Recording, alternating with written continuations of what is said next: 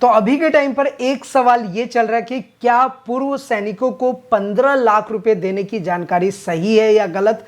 सब कुछ आपको बताऊंगा, स्टेप बाय स्टेप बताऊंगा। और आपको तो पता ही है कि हमेशा हमारी यही कोशिश होती है कि आपके साथ सही और सटीक जानकारी शेयर करें, इसलिए वीडियो को शुरू से लेकर लास्ट तक जरूर देखिएगा। 15 लाख रुपए का बात पूरी तरीके से झूठ नहीं है, ये सच्चाई है, क्योंकि बहुत सारे लेटर जारी हुए हैं। मिनिस्ट्री ऑफ डिफेंस के तरफ से कोई नोटिफिकेशन नहीं है, कोई सर्कुलर भी अभी निकला नहीं है, लेकिन लेटर कुछ जारी हुए हैं। हालांकि कुछ अखबार न्यूज़ का ये कहना है कि ये फेक भी है। क्या है पूरा मामला, सब कुछ जानेंगे और बहुत ही प्रॉपर वे में बताने वाला हूं मैं आपको। उससे पहले अगर अभी तक आपने ईटीएच इंडिया चैनल को सब्सक्राइब नहीं किया, सब्सक्राइब कर लीजिए, बेल आइकन को भी दबा दीजिए, सो दैट ऐसे लेटेस्ट इन्फॉर्मेशन आपको हमेशा मिलते रहे। और यहाँ पर हमने देखिए हमेशा आपको सही जानकारी दी है, चाहे वो OROP 3 का पेंशन टेबल हो, उसमें जो सुधार होना चाहिए, सर्कुलर 568, 7 CPC, OROP, सबको एक्सप्लेन कराया हमने। SBI बैंक में अगर आप 1000 रुपये का इन्वेस्टमेंट करते हैं तो 1.5 से 2 लाख रुपए तक का रिटर्न कैसे प्रॉपर वे में मिल सकता है वो भी हमने बताया। और हम कोशिश करते हैं कि जो आपका पेंशन का पैसा है उसको आप बैंक में किस तरीके से एक छोटा सा इनकम इन्वेस्ट करके उसका एक बड़ा रिटर्न ले सकते हैं। ऐसी जानकारी हम हमेशा आपको साथ शेयर करते हैं और आगे भी शेयर करेंगे, इसलिए मेक श्योर रहे कि आपने ईटीएच इंडिया चैनल को सब्सक्राइब किया हुआ है। स्पर्श पेंशन पोर्टल को किस तरीके से प्रैक्टिकली ऑपरेट करना है, सारी चीज़ें हमने बता रखी है। तो चलिए फिलहाल आते हैं हम अपने टॉपिक पे, और ये टॉपिक है 15 लाख वाला। वैसे ये सुनने में बड़ा अच्छा लगता है, लेकिन क्या सच्चाई है उसके बारे में मैं आपको 1 बाय 1 करके सब कुछ बताने वाला हूँ। और यहाँ पर देखिए मैंने DSW डिपार्टमेंट अभी कोई एक्शन लेंगे नहीं, इसके ऊपर होगा क्या मैं आपको सारा नोट वाइज बताऊंगा और स्टेप बाय स्टेप बताता हूँ ताकि समझने में हमें आसानी हो। देखिए सबसे पहली चीज तो ये एक नोटिफिकेशन आया हुआ है, और ये बहुत सारे जो व्हाट्सएप ग्रुप है ना उस पर ये मैसेज चल रहा है 15 लाख वाले बात पे कि कृपया ध्यान दें कि ये योजना उन फौजियों के लिए है जिन्होंने 1965 और 1971 के युद्ध में भाग लिया था और उन्हें किसी भी सरकारी स्रोत से कोई पेंशन नहीं मिला है। कृपया ग्रुप में बार बार 15 लाख का फॉर्म ना मांगे। तो देखिए ये ना बहुत सारे एक्स सर्विसमैन का व्हाट्सएप ग्रुप है, हमारा भी व्हाट्सएप ग्रुप है, हमने उसका लिंक आपको नीचे डिस्क्रिप्शन में दे दिया है। टेलीग्राम का भी लिंक है, वो भी आपको नीचे डिस्क्रिप्शन में दिया है, तो आप ज्वाइन जरूर होइएगा सो दैट कि ऐसे अपडेट्स आपको हमेशा मिलते रहे। देखिए ये जो 15 लाख वाली बात है ना, ये बेसिकली अभी तो ये इसमें ये मैसेज आया कि ये 1965 और 1971 में जो युद्ध में भाग लिए उनके लिए। लेकिन देखिए ये इसमें एक चीज़ ये भी मैंशनड है कि जो लोग पेंशन नहीं ले रहे हैं, जैसे कि जो लोग पेंशन ले रहे हैं तो भाई उनके लिए ऐसा कुछ स्कीम नहीं है। लेकिन ऐसे भी हमारे सैनिक हैं जो कि पेंशन ले ही नहीं रहे और वो 1965 और 1971 के युद्ध में भाग लिए थे, तो उनके लिए ये 15 लाख का है ऑप्शन।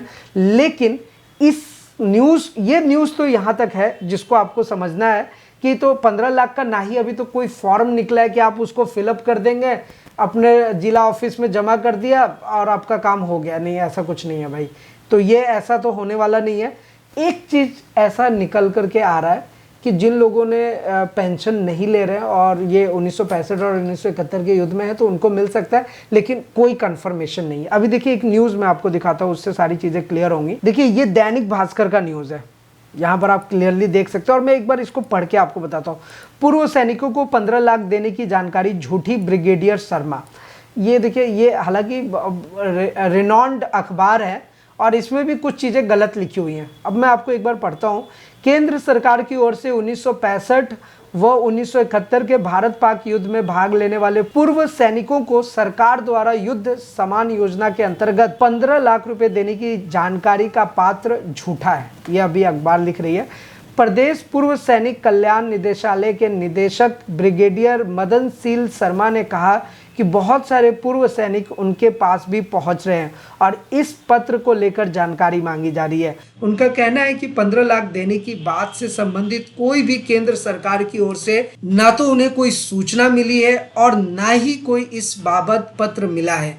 पूर्व सैनिकों को जो भी रिकॉर्ड होता है वो सरकार के रक्षा मंत्रालय के पास होता है। सही, ये तो बिल्कुल सही बात है। उस आधार पर उनका ये चयन किया जाता है। लेकिन जो यह पत्र की बात की जा रही है इसकी सूचना तो मिली है, लेकिन वह सरकारी स्तर पर जारी नहीं हुआ है।